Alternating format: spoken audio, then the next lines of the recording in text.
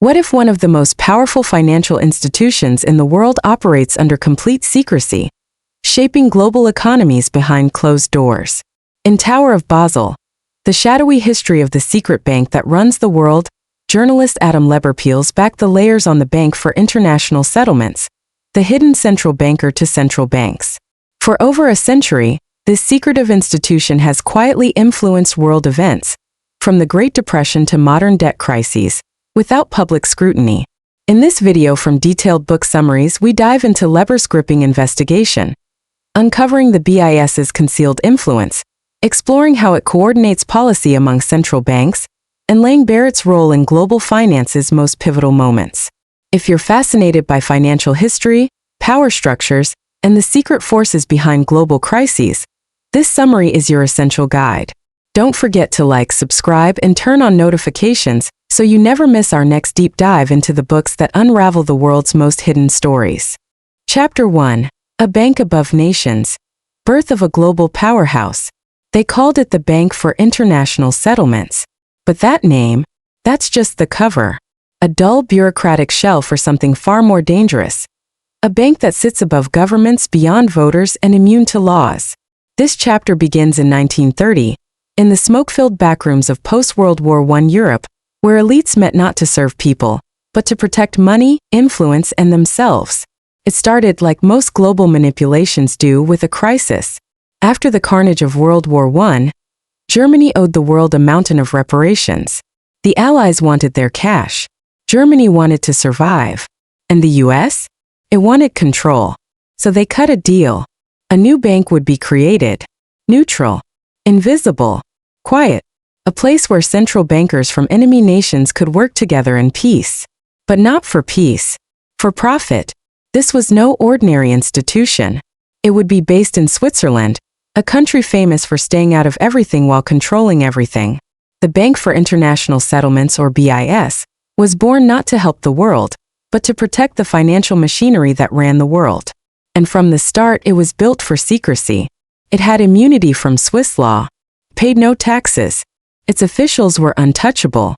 It could launder funds, hold assets, broker shadow deals, and make international transfers, all under the radar. No court could subpoena it. No government could shut it down. It was a sovereign financial fortress, hidden behind Swiss neutrality and veiled in elite respectability. Who ran it? The central banks of Europe, the Federal Reserve of New York, the Bank of England, and Germany's Reichsbank. Yes, Nazi Germany was at the table, and they were welcomed because at BIS ideology didn't matter. Only capital did. This was the true beginning of the global financial deep state. While nations fought, while bombs fell, while millions died, at BIS the books stayed balanced. Nazi gold flowed in. Allied money moved out. All sides smiled. Because no matter who won the war, the money must move. The Tower of Basel, a physical building and a metaphor for something far greater, rose as a monument to the belief that finance must always be above politics, above borders, and above the will of the people. And in that belief they built a monster, one that would survive dictators, depressions, revolutions, and even democracy itself. In Chapter 1, what's made clear is this. The BIS wasn't a bank for the world. It was a bank against it. A global control room where unelected power brokers could plan, protect, and profit without accountability. While citizens were taxed, conscripted, and bombed, these men held private meetings and moved billions. And they still do. The BIS is the central bank for central banks. When your economy trembles, your interest rates shift, your currency inflates, it's not always your government making that call.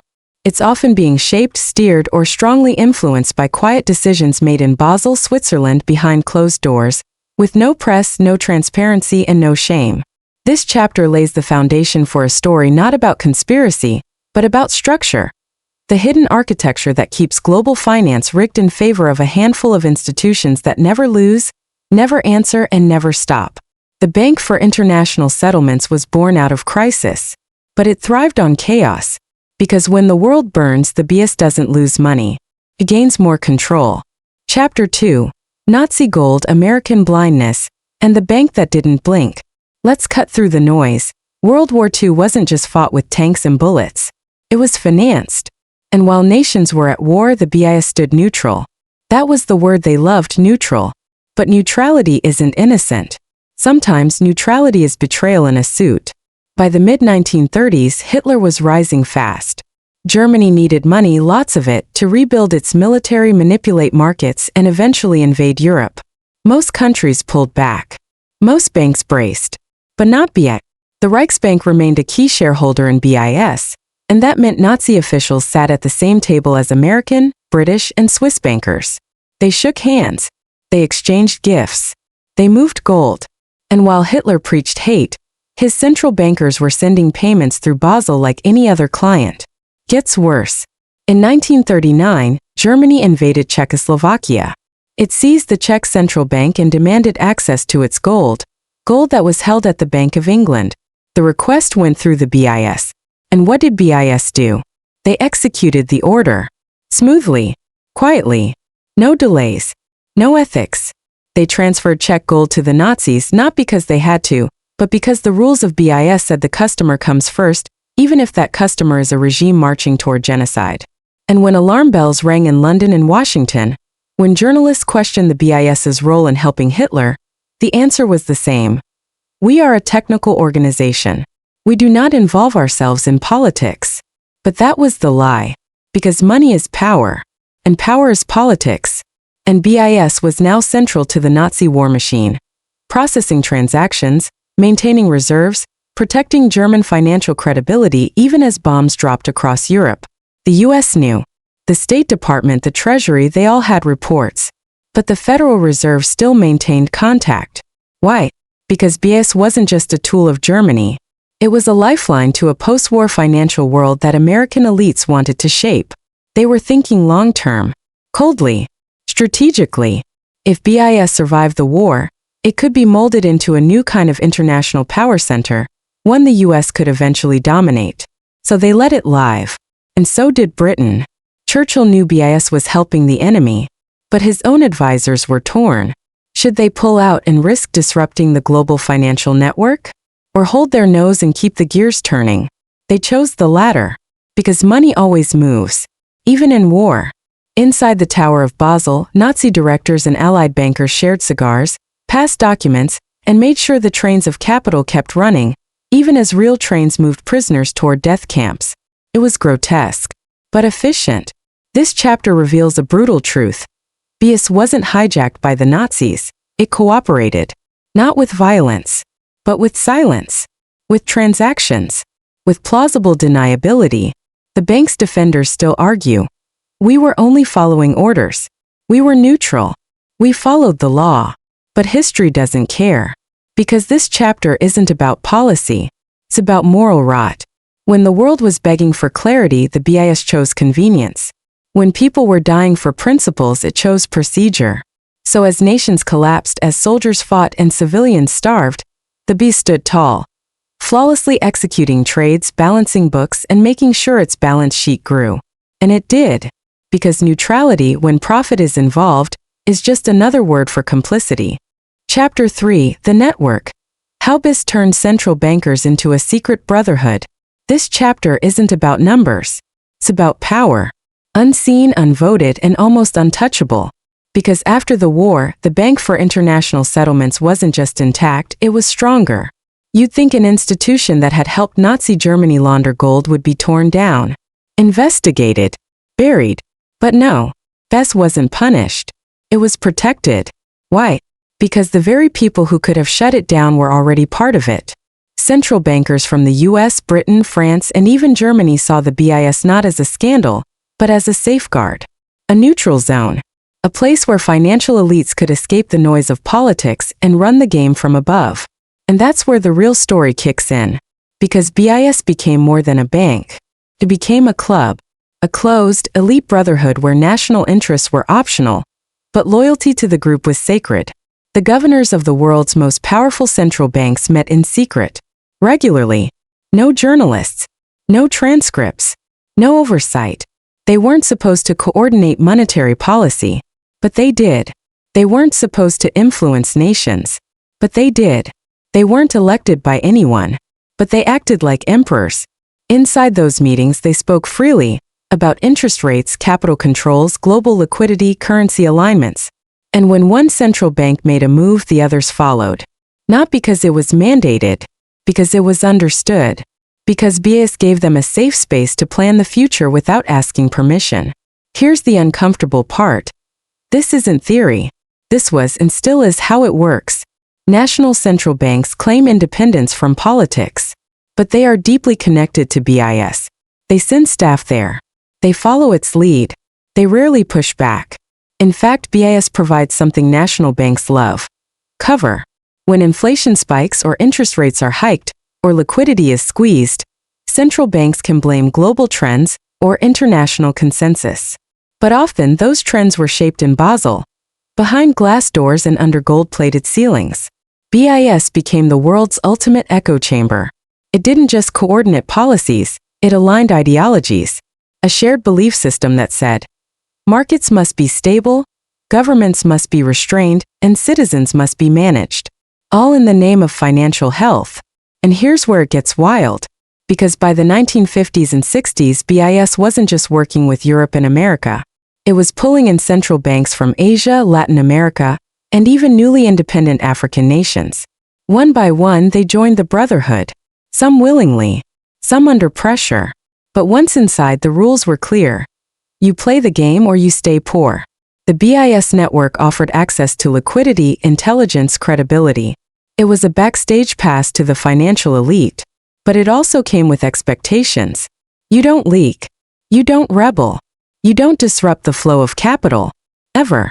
This chapter shows you how BIS built its greatest asset. Not gold, not cash, but loyalty. Loyalty among unelected men who hold the fate of nations in their briefcases, and who can shift the lives of billions with a quiet decision made over dinner in Switzerland. They don't carry weapons. They don't need votes. But their power is absolute. And the public? Still blind. Still believing their central banks are national institutions working for the people. Still unaware that behind every decision, there might be a whisper from Basel, guiding the hand that signs the decree. Because at the Tower of Basel, the language is numbers. But the business is control. Chapter 4, Shadow Money. The gold, the secrets, and the birth of financial invisibility. Let's get one thing straight. The BIS isn't just about policy meetings and polite conversations. It's about movement of gold, of money, of power. And in this chapter, we uncover one of its darkest talents: making wealth disappear. While the world celebrated victory after World War II, a different kind of war was still raging, a financial war. Nations were rebuilding. Economies were shattered. Gold reserves had been plundered, hidden, or destroyed. And suddenly there was a mad scramble to reclaim, secure, or quietly redirect what remained. Guess who was perfectly positioned to manage that chaos? The Because during the war, the BIS had already developed a reputation, not as a savior, but as a vault that didn't ask questions.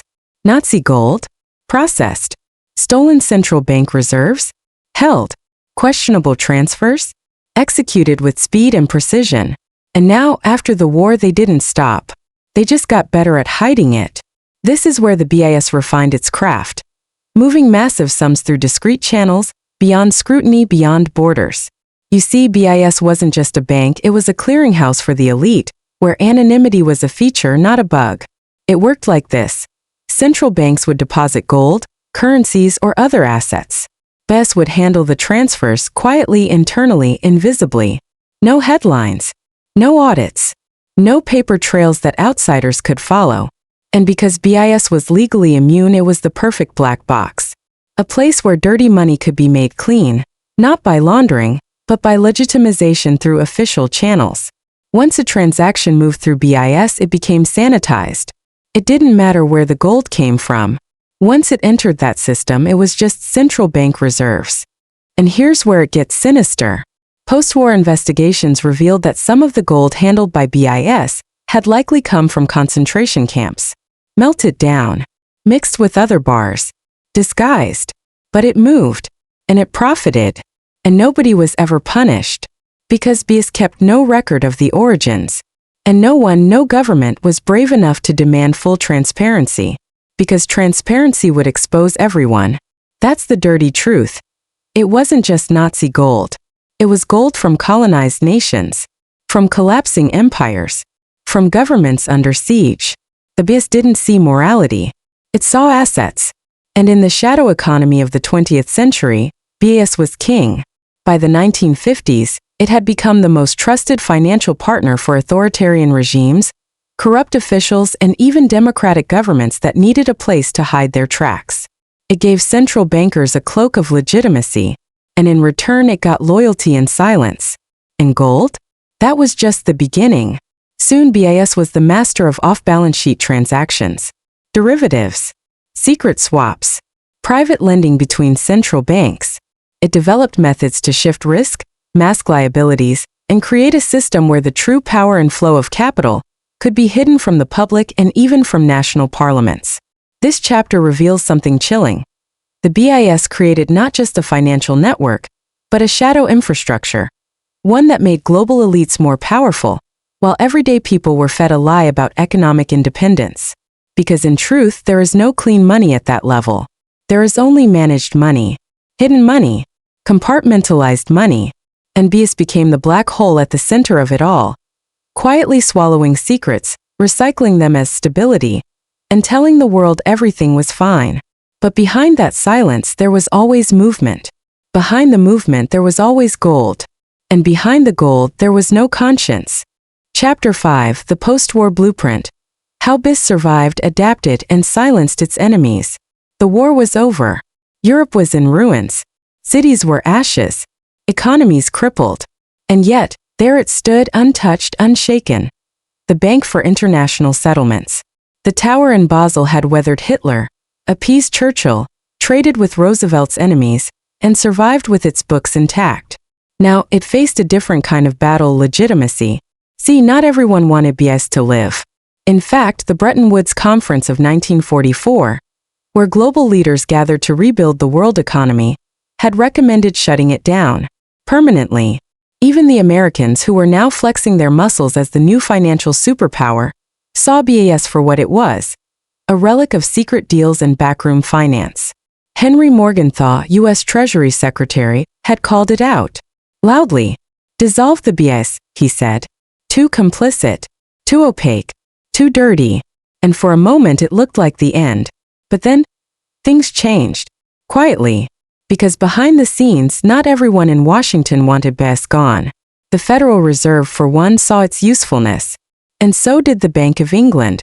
These institutions knew something the public didn't: that the BIS, despite its tainted past, was still the best tool for controlling global monetary flows without public interference. So, they did what powerful people always do when something problematic becomes useful again: they rehabilitated it. The story was rewritten. The war crimes connection faded out. The Nazi gold never happened. The Czech betrayal buried under bureaucratic jargon. Instead, BIS was presented as a necessary neutral platform, a stabilizing force, a technical institution, above the mess of politics. And just like that, BIS survived the purge. But it didn't just survive, it evolved. In the post-war years, while the world focused on the creation of the International Monetary Fund and the World Bank, BIS quietly expanded its influence behind the curtain. It no longer needed to be visible. In fact, the less attention it drew, the more powerful it became. It offered central banks something they couldn't get anywhere else: complete discretion. You could park reserves there, borrow money, coordinate interest rate policy, or shift entire currency balances, and nobody would ever know. Even as governments passed laws for greater financial transparency, BIS remained immune. Legally, politically, practically, its meetings became more regular, more elite. Governors of the most powerful central banks met in Basel every other month, sharing information and shaping a global monetary consensus, far removed from voter influence or national legislatures. And by the 1950s and 60s, it was already playing a role in something far larger: the New World Monetary Order. The dollar had replaced gold. The U.S. had replaced Britain. But BIS? It was still there, translating between systems, holding the map, guiding the flow. It facilitated dollar swaps, managed European reserves, and helped nations adjust to the new Bretton Woods system, all while keeping itself above suspicion. This wasn't a comeback. It was a quiet entrenchment. a deeper embedding of BIS into the very architecture of the financial world. And as the Cold War divided the globe into East and West, BIS floated above it all. Switzerland was neutral after all. And so was the Tower of Basel, at least on paper. But behind the neutrality was a clear agenda. Consolidate elite control of the financial system, insulate it from politics, and keep monetary policy in the hands of those who played by the Basel rulebook. This chapter is a warning. Institutions like BIS don't die, not when they're powerful, not when they're useful, and especially not when they can mutate. They outlive their scandals. They bury their history. They rebuild their reputation brick by invisible brick. The tower wasn't dismantled. It was fortified. Silence became policy. Its past became myth. And its future? Still in motion. Chapter 6, Endgame. Bretton Woods collapses and BIS takes the throne. The 1970s didn't just rattle economies. They rewrote the global rulebook. And if you're paying attention, this is where the BIS truly went from shadowy to sovereign. Let's rewind to the system the world had been living under since World War II. The Bretton Woods system. It was a carefully balanced game. Currencies were pegged to the US dollar, and the dollar was pegged to gold. Stability was the goal. But over time, reality made that illusion impossible to sustain. America was printing more dollars than it had gold to back. Europe and Japan were rising fast. Inflation was surging. And confidence? Cracking. The world was sitting on a ticking bomb and everyone knew it. Then came 1971. President Nixon walked to the podium and dropped the hammer. The US was suspending the convertibility of dollars into gold. That was it. The golden anchor, the very foundation of global money, was gone. Just like that, the Bretton Woods system was dead. Panic? No, because BIS was ready. While the world watched governments scramble to figure out what came next, the Bank for International Settlements had already laid the groundwork. It had the contacts. It had the credibility. It had the rooms full of central bankers who could, within hours, coordinate monetary policy in a new world without anchors. That's exactly what happened. Nations floated their currencies. Capital began to move faster. Markets got wilder. And BIS? It quietly tightened its grip. The tower in Basel became the nerve center for this new era of monetary management, where trust wasn't built on gold. It was built on coordinated control. You see, BIS was the only institution with a neutral table, a place where central banks could meet and say, "We'll back each other. We'll swap currencies. We'll stabilize this madness together." It became the ultimate middleman, the clearinghouse for floating chaos. And floating currencies brought a new opportunity: financial globalization.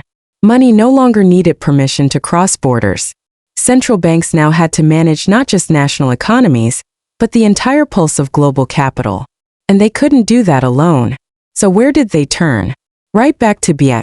The bank offered tools, confidential networks, a place to swap currency reserves, a place to build new rules for a post-gold world. It became the control room for interest rate alignment, foreign reserve management, and later crisis containment. This wasn't a recovery. This was an ascension. As the 1980s approached, BIS had done what no other financial institution could pull off. It survived 2 world wars, a global scandal, and the collapse of an international system. And instead of fading, it emerged stronger, more relevant, and untouchable. Its meetings grew more powerful. Its secrecy more intense. No press. No leaks. No accountability. Yet, somehow, its fingerprints were everywhere, from currency crises to debt negotiations, from financial rescues to the formation of the Group of 10. By the end of the decade, BIS wasn't just a hub. It was the central bank for central banks. Not in name, but in function. In influence. In the quiet, relentless authority that doesn't make headlines but moves billions. It didn't save Bretton Woods. It buried it. And from the ashes, it built a new order. One based not on gold but on consensus among elites. One where elected officials bowed to unelected technocrats. Where monetary policy became insulated from the public, from protest, from democracy itself.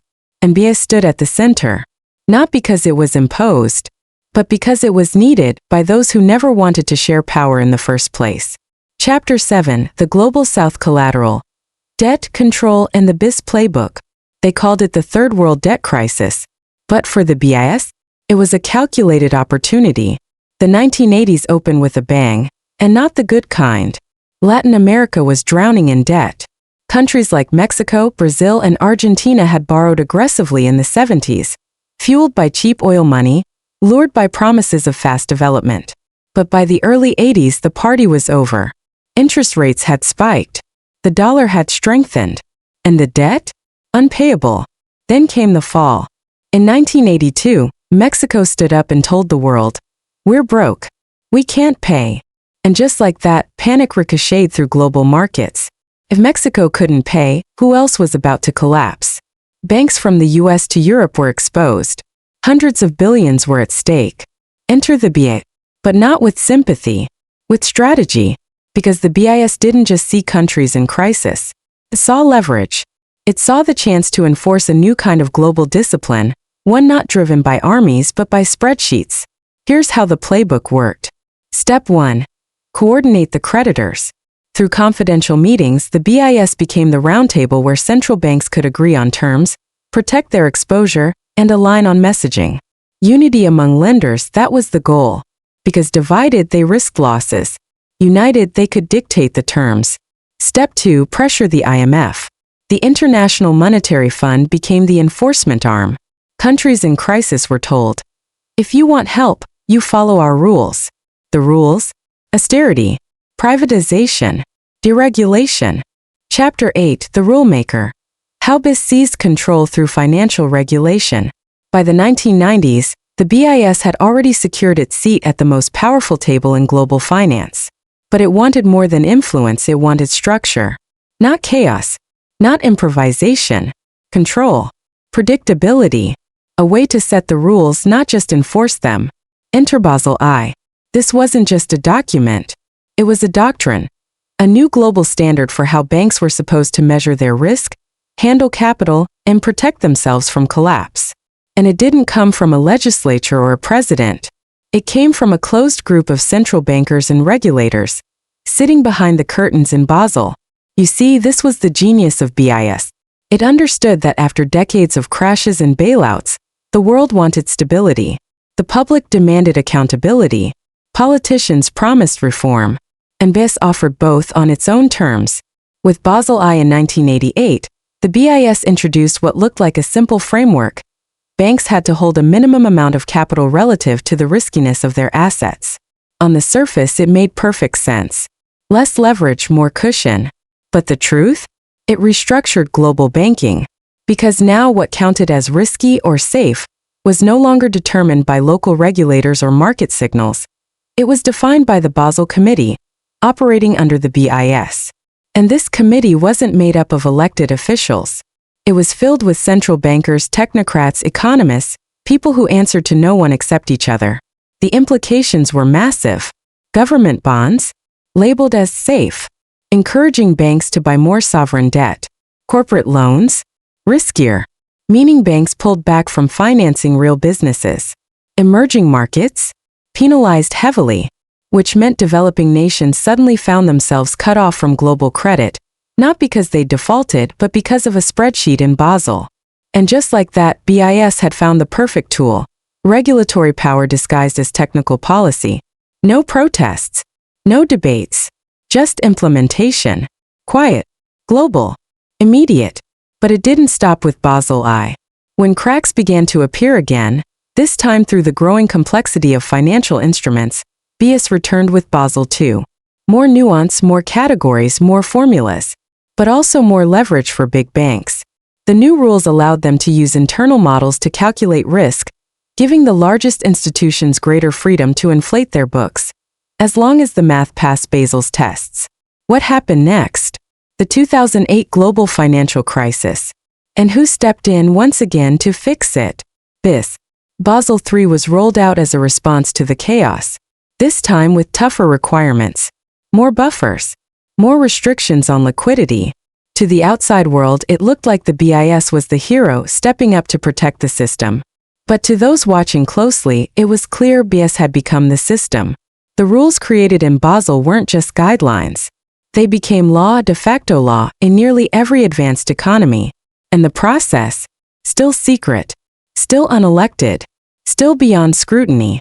This is the pattern. The BIS waits for a crisis, steps in with a solution, writes new rules, and embeds itself even deeper into the fabric of global finance. Each crisis doesn't weaken it, it fortifies it. Each regulation doesn't limit power, it centralizes it. By the 2010s, BIS had accomplished something remarkable. It was no longer just a bank, or a platform, or a coordinator. It was the governing body of global banking behavior. And no one voted for it. No one could vote it out. Yet everyone complied. Because in the end, BIS understood one truth better than anyone else. In finance, control the rules and you control the game. Chapter 9, The Invisible Diplomat. How BIS wields power across nations. Behind closed doors, deals are made without signatures. Power shifts without elections. And the world's most volatile geopolitical moments unfold with one quiet variable in the background: money flow. If Chapter 8 showed you how the BIS sets the rules, this chapter shows you how it enforces allegiance, without a single headline. We're not talking about tanks, sanctions, or speeches at the UN. We're talking about access to liquidity, about who gets the bailout, who gets the currency swap, who gets to keep their economy breathing when the pressure turns unbearable. You see, most people think diplomacy is about diplomats, flags, embassies. But real diplomacy, the one that counts, that's run through the central banking networks BIS has perfected for decades. Let's break it down. When a country faces a currency crisis, maybe inflation is spiraling, maybe capital is fleeing, its central bank turns to one place first. Not the IMF, not the World Bank, but the network of other central banks. The ones who can swap dollars for euros, yen for francs, and give that economy breathing room. Guess who coordinates that network? BIS. Through what looks like technical assistance, BIS actually decides who gets help and who gets watched drown. If your central bank plays ball, if you adopt BIS norms and quietly align with the consensus, your crisis might get contained. A lifeline appears. Terms are generous. But if you resist, try to operate outside the BIS structure, try to manage your monetary system without oversight, you'll notice how fast those swap lines dry up. Your foreign reserves run thin. Your currency tumbles. Your people panic. The message is never spoken, but always received. It's soft power at its most sophisticated. And it's brutally effective. Take Eastern Europe in the post-Soviet 90s. As nations collapsed into economic chaos, the BIS moved quickly. Not with guns, but with meetings, memos, and technical advisory programs. Central banks were trained, shaped, and brought into alignment. They adopted BIS rules. And in return, they were promised integration into the Western financial system. This wasn't just economic reform. It was strategic absorption. Fast forward to the Eurozone debt crisis. Countries like Greece were bleeding. Their economies were collapsing under the weight of austerity and IMF loans. But the central banking side of the crisis? That ran through the BIS, helping coordinate the ECB's response, structuring support, and reinforcing one clear message: obey the terms or collapse alone. Again, BIS wasn't in front of the cameras. It never is. But the scripts those leaders followed? They were written behind closed doors in Basel. Even now, in moments of geopolitical conflict, BIS remains the backchannel. Nations that appear to be enemies on the surface, Russia and the US, China and Europe, still send their central bankers to Basel. They sit in the same rooms. They drink the same coffee. Because the global financial system does not tolerate chaos. And BIS ensures that message is delivered with the smoothness of silk and the weight of steel. And that's the key to understanding this chapter. BIS doesn't enforce global finance by barking orders. It whispers policy into the ears of the people who write the orders. It doesn't need to threaten. It controls the financial bloodstream. And when a country starts acting up, maybe printing too much, maybe nationalizing industries, maybe challenging US hegemony, BIS doesn't send troops. It sends silence. No support. No swaps. No coordination. And that silence, it's deadly. Because today's world doesn't need coups. It needs currency devaluation and capital flight. It needs subtle isolation. And BIS knows exactly which switch to flip. Chapter 10, The Fortress of Secrecy. Legal immunity, invisible books, and untouchable power. Most banks get audited. Regulators inspect them. Governments have oversight. That's how accountability works, right? Not at the BI. The Bank for International Settlements isn't just shielded from scrutiny. It's built on legal invisibility, a fortress disguised as a conference center, a vault that operates beyond the laws of the countries it sits in. And the truth is, it was designed that way from the beginning. Let's start with the basics. The BIS is headquartered in Basel, Switzerland, on Zentralbahnplatz. It looks like a sleek bureaucratic high-rise. But step inside and you've entered a state within a state. It has its own police force, its own communication system, even its own immunity from Swiss authorities. If Swiss police want to enter the BIS, they can't, not without permission. Swiss courts can't subpoena its records. Swiss tax authorities can't inspect its payroll.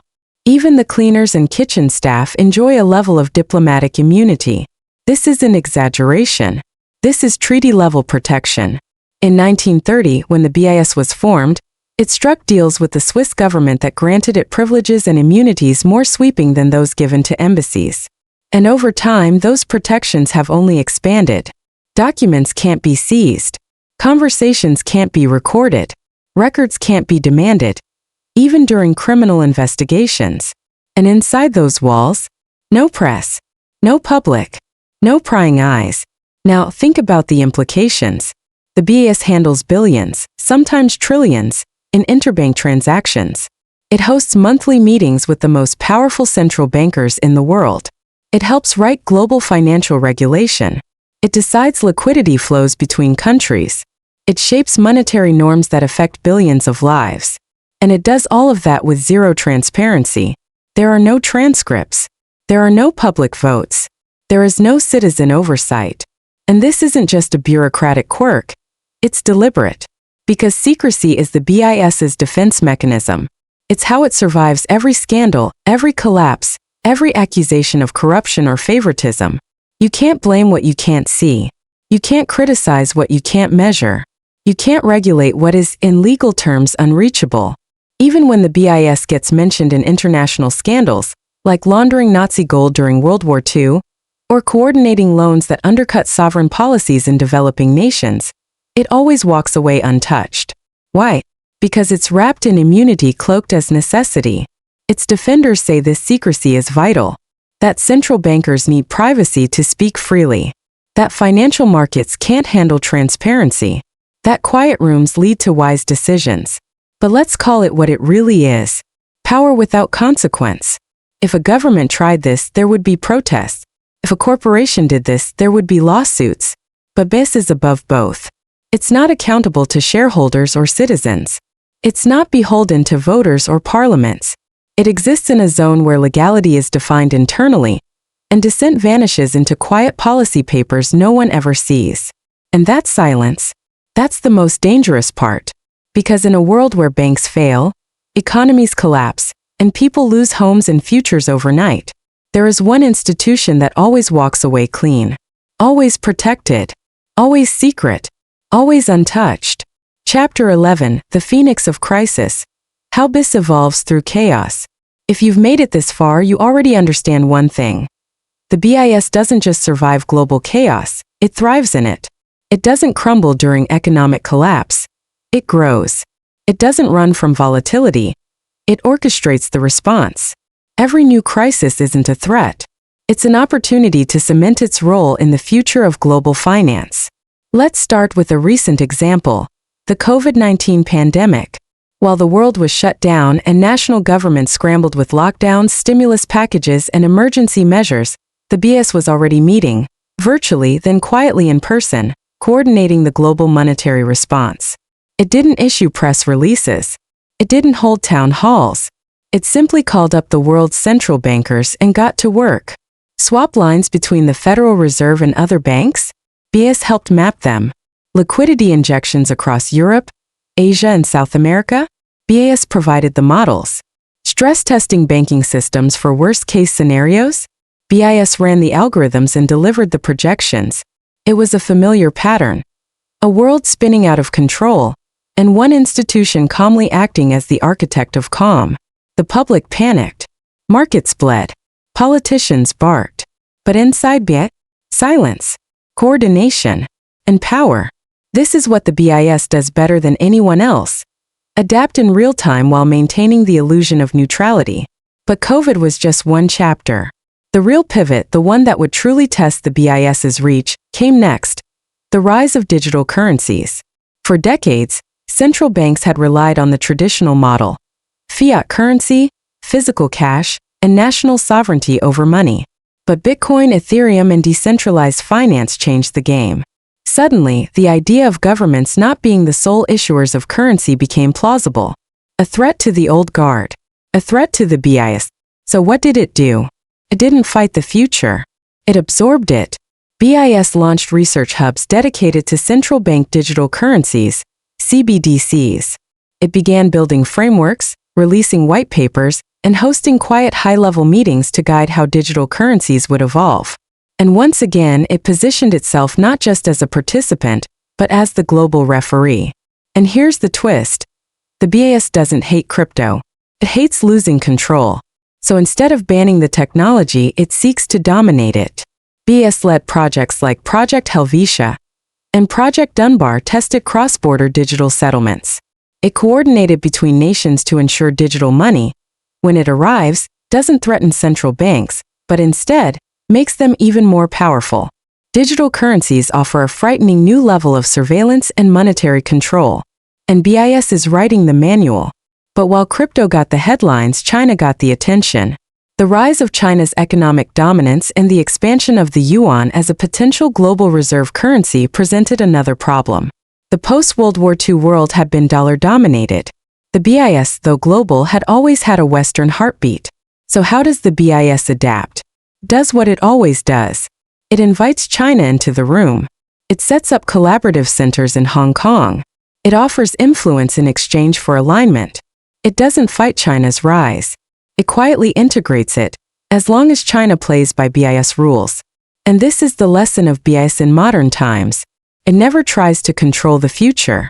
It simply ensures it always has a seat at the table shaping it. Whether it's a pandemic, a financial collapse, the digitization of money, or the geopolitical rise of new empires, the BIS evolves. Silently, strategically, always one step ahead of the chaos, always behind the policy that follows it. It doesn't need headlines. It doesn't want votes. It wants what it's always had, permanent relevance. And with every new disaster, the world turns to it again.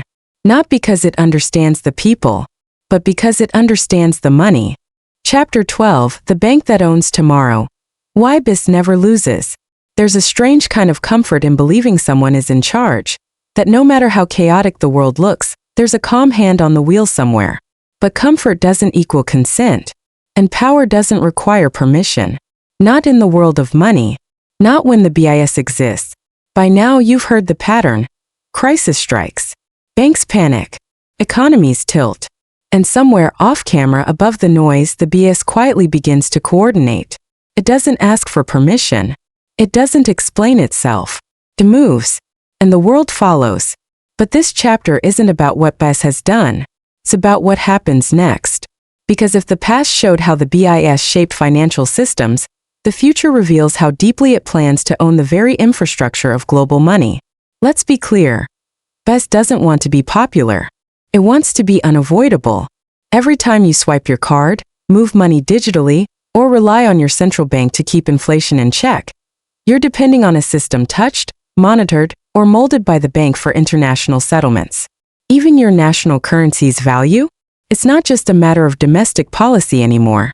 It's a negotiation in a room you'll never see. And that's by design. The BIS's strength isn't brute force. It's insulation. It sits above politics, above voter anger, above the headlines. That's how it maintains continuity through war, pandemics, political shifts, and economic revolutions. And with each new generation of central bankers trained in its halls, BIS becomes less of an institution and more of a belief system. It teaches that monetary control must be technocratic, that politics is noise, that transparency is dangerous, and that the public's role in money creation should be zero. And now, with the global push towards central bank digital currencies, BIS is accelerating into something even more potent: infrastructure control. Not just advising on policy but building the pipes that move trillions. Once central banks shift fully to digital platforms BIS helps design, cash becomes obsolete, privacy fades, policy becomes programmable. Imagine a world where your money can expire, where stimulus is deposited directly into your account and retracted just as fast, where financial dissent isn't protested, but silently frozen. Too dystopian? Maybe, but BIS is already writing the blueprint. And no one, not you, not your elected official, gets a vote on it, because BIS doesn't rule by law. It rules by logic. Trust us. We're the experts. And maybe they are. But here's the final truth, Ernest. When a bank becomes too powerful to question, it becomes too dangerous to ignore. The BIS doesn't show up in your newsfeed. It won't trend on social media. It doesn't run commercials or issue warnings. But it's there, in every rate hike, every bailout, every coordinated policy that shapes your economic reality. And whether you believe in conspiracy or just competence, this is the bank that owns tomorrow. Because everyone else is playing the market. BIS is designing it. Chapter 13: Silent Architects. BIS and the Endgame of Global Monetary Control. There's a room in Basel that almost no one knows about. It doesn't appear on tourist maps, and it's not open to the public. But in that room, the rules of your economy are being sketched by people you didn't elect, from places you've never visited, speaking in languages that never make it to press briefings. It's the central banker's meeting room at the Bank for International Settlements. And it might be the most powerful table in the world. Let's strip away the politeness. The BIS isn't just a financial institution. It's a strategic command center. Its role has evolved from post-war facilitator to full-scale global policy influencer. And here's the kicker. It doesn't need formal enforcement powers. It influences from above by setting the tone, creating the frameworks, and offering guidance that becomes law by default. Think of how nations coordinate interest rates, how they adopt nearly identical banking standards, how crisis responses echo across continents within hours. That's not random. That's not coincidence. That's BIS pulling the strings, not by barking orders, but by being the place everyone listens to before they act. And now it's entering its final form. This chapter isn't about history. It's about the direction of the future. And who's quietly steering the ship. The BIS is building what can only be described as a post-sovereign financial reality. A world where national boundaries matter less than centralized frameworks. Where inflation targets are harmonized. Where capital controls fade. And where each central bank becomes a regional operator inside a global monetary codebase BIS helped author. Sound exaggerated? It's not. With initiatives like Project Icebreaker, BIS is testing digital currency interoperability between nations. With Project Enbridge, it's connecting China, Thailand, the UAE, and Hong Kong in a real-time cross-border digital ledger. These aren't experiments. These are blueprints. Blueprints for a monetary future that bypasses traditional checks, because BIS isn't accountable to you, your country, or your constitution. And here's what really matters, Ernest. In this future, money is no longer a national tool. It's a behavioral system. Programmable. Conditional. Controllable. BIS envisions a world where stimulus can be targeted by region, industry, or demographic automatically. Where negative interest rates can be enforced without escape. Where capital flight becomes impossible not by law but by design. The monetary cage won't be visible. It'll feel like an upgrade, a convenience, a digital wallet you can't live without and can't escape. And the genius of it all? BIS never holds the spotlight. It lets the central banks take the heat. It lets governments pretend to lead. But behind it all, through policy templates, liquidity models, and quiet backroom influence, BIS calls the play. There will be no final confrontation, no grand takeover, just a slow handoff, from sovereign tools to technocratic platforms, from visible governments to invisible overseers. And when it's complete, the people won't revolt. They'll applaud the efficiency. That's the endgame. Not domination through violence or political might, but through quiet consistency layered over decades until one day we wake up and realize the real rulers never needed elections. They only needed the money. Chapter 14: The Invisible Sovereign. When no flag flies over the bank that rules them all, There's a moment in every empire when power becomes so absolute it no longer needs to announce itself.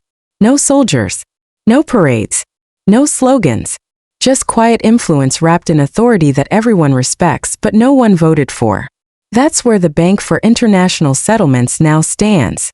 Not as a bank, not even as a think tank, but as a sovereign power without territory. Think about that. A bank that has no flag, no anthem, no capital city, and yet influences the economic destiny of every person on the planet. It doesn't need to pass legislation or win elections. It just needs to say, "This is how we'll do it," and the rest of the world's central banks fall in line. Not out of fear, not out of obligation, but because there's no other game in town. And here's the paradox. The BIS was born out of chaos, created to help Germany make reparations after World War I, a stopgap, a temporary tool. Yet it survived every systemic collapse, Nazi occupation, the Bretton Woods reversal, stagflation, the Great Recession, COVID-19, and came out stronger each time. Why? Because it operates outside of the cycle. While nations rise and fall, the BIS is timeless. While political parties shift, BIS is apolitical. While public opinion roars, BIS is silent. It is the one institution that has never been held to public account, because it was never meant to be seen. And yet, it watches everything. You won't hear about it on mainstream news. There won't be exposés, protests, or campaign promises to shut it down, because most people don't know it exists. And those who do, they either benefit from its protection or fear its exposure. But here's the uncomfortable truth. The BIS doesn't just regulate money. It regulates possibility, the mortgage you qualify for, the interest rate on your savings, the cost of starting a business, the currency you get paid in, the inflation that eats your paycheck. All of it flows downstream from policies shaped in Basel. And while governments squabble over budgets and voters worry about inflation, the BIS quietly shapes the boundaries of debate, the acceptable targets, the allowable tools, the new frameworks, the old dogmas, all redefined behind those sealed, soundproof doors. Now, imagine a world in which the BIS begins to monitor your carbon footprint, or attaches monetary incentives to your health choices, or links interest rates to your social behavior. Not fiction, not paranoia. These are ongoing pilot discussions within the financial elite, and BIS is the architect behind many of them, because when money becomes digital and programmable, and the platform for that money is international and unaccountable, you are no longer a citizen in charge of your financial life. You are a participant in someone else's design. And who designed that system? The central banks. But who told them how? The Bank for International Settlements. No campaign can oust it. No court can sue it. No audit can expose it. It exists above sovereignty, above politics, and increasingly above law. The BIS is not hiding. It just knows it never needed to be visible to control the system. The question now is not whether the BIS holds power. The question is, how much of your life is already shaped by decisions made in a building you've never been allowed to enter? Chapter 15, Master of the Game. How the BIS turned from bank to blueprint. Power doesn't just accumulate. It evolves. What begins as coordination becomes control. What starts as policy becomes belief. And when enough institutions follow a belief system long enough, it stops being debated. It becomes doctrine. That's the final transformation we see here. The BIS is no longer simply the central bank for central banks. It has become something else entirely. A philosophy of monetary control embedded in the world's financial DNA. In this chapter, the shadow becomes substance. The Bank for International Settlements doesn't just influence how money moves. It has evolved into the very logic by which the global financial system operates. A logic that prizes technocracy over democracy, consensus over disruption, stability over freedom. And it didn't happen by accident. The BIS spent decades building its credibility by remaining invisible. It whispered when others shouted. It advised when others failed. But now, it no longer hides. It releases papers, speaks at summits, leads digital currency projects. Because it no longer fears scrutiny. It welcomes inevitability. Take a look at the recent years. While nations wrestled with inflation, political populism, and rising debt, the BIS simply expanded its reach. More working groups, more task forces, more research, more collaborations. It didn't ask permission. It presented solutions. And when central banks felt the heat of national pressures, they turned to Basel, not to the people. This is how the BIS wins. Not by taking control, but by making itself indispensable. And now it's designing the next monetary age. Digital currencies? BIS is building the architecture. Cross-border interoperability? BIS is testing the rails. Global regulatory alignment? BIS is drafting the rulebooks. And behind all of it lies a single unspoken principle. The public cannot be trusted with money. That's the belief. The central assumption BIS operates from. Sees people as irrational. Markets as dangerous. Democracy as noisy. That's why BIS pushes for central bank independence. A phrase that sounds reasonable until you realize it means economic policy being set by people no one voted for, and no one can remove. And yet, that's the world we live in now. The BIS didn't overthrow anything. It outlasted everything. It didn't disrupt governments. It simply watched as they weakened themselves with debt, division, and dysfunction, and then offered a steady, polished, technocratic hand. And they took it. Because when chaos reigns, control becomes seductive. The BIS is now the brain of the global economy. And most people have no idea it exists. It's the final irony. A bank created to settle Germany's World War I reparations is now designing the financial systems that may shape humanity's future. It didn't use armies. It didn't need elections. It just waited. Just kept showing up. Quiet. Unshaken. Eternal. So the next time you hear that the economy is being stabilized, or that interest rates are being adjusted, or that digital money is the future, remember who wrote the script. Not your parliament. Not your president. Not your central bank.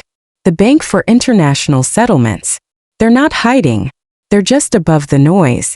Chapter 16, The Final Veil. BIS and the Age of Permanent Influence. There's a moment when a system becomes self-reinforcing, when it no longer needs to justify its existence because it simply is. That's where the BIS lives now. It no longer has to defend its role, because the global economy has been hardwired to function through its frameworks. That's not influence. That's not authority. That's permanence. This chapter isn't about what BIS does. It's about what BIS has become, and how it now shapes your reality by shaping what's possible. Because once you understand the structure of power behind the BIS, you stop seeing it as a bank. You begin to see it as a ghost institution, the type that doesn't need to announce its policies. It shapes incentives so quietly that others enforce them without question. Monetary policy? BIS taught the world to target inflation. Digital currencies? BIS is the one defining how they'll work. Financial risk? BIS wrote the Basel Accords. Twice. And they're working on a third. But here's what's most dangerous. The illusion of neutrality. People think the BIS is just a platform, a neutral space for central bankers to coordinate. But that's like calling the architect of a prison a neutral party just because he doesn't hold the keys. The BIS designs the parameters of the system. And when you define the rules, you don't have to enforce them. You've already won. You see it most clearly with Basel III, the regulatory framework introduced after the 2008 financial collapse. It was sold as a reform package. More transparency, less risk, a safer global banking system. But here's what it really did. It made BIS the referee, the rulemaker, and the replay booth. It embedded their logic into every commercial bank, every treasury department, every loan officer's software. And just like that, a new layer of global monetary governance emerged, one that didn't need laws or votes, just compliance. And what happens when the next crisis hits? You already know. The politicians will make speeches. The media will look for villains. And in the background, the BIS will offer technical assistance. Another framework. Another template. Another quiet step forward. Each crisis becomes another on-ramp to consolidation. But there's no conspiracy here. That's the trick. No meetings in smoke-filled rooms. No master villain. Just smart, calculating people working behind the curtain, longer than any administration, more stable than any currency, and far more coordinated than the elected governments they quietly advise. So while the public argues about tax policy or blames immigrants or chants for or against capitalism, the real decisions are being made in Basel, by people with no need for applause, no fear of backlash, and no incentive to stop. And here's the most chilling truth. There's no reset button. No election to fix this. No audit to correct it. No protest big enough to collapse it. Because BIS doesn't rely on your consent. It relies on your ignorance. And as long as most of the world doesn't even know it exists, it doesn't matter what decisions are made inside that tower. Because the game has already been coded. And the players? They're just moving within the parameters. Parameters written in Basel.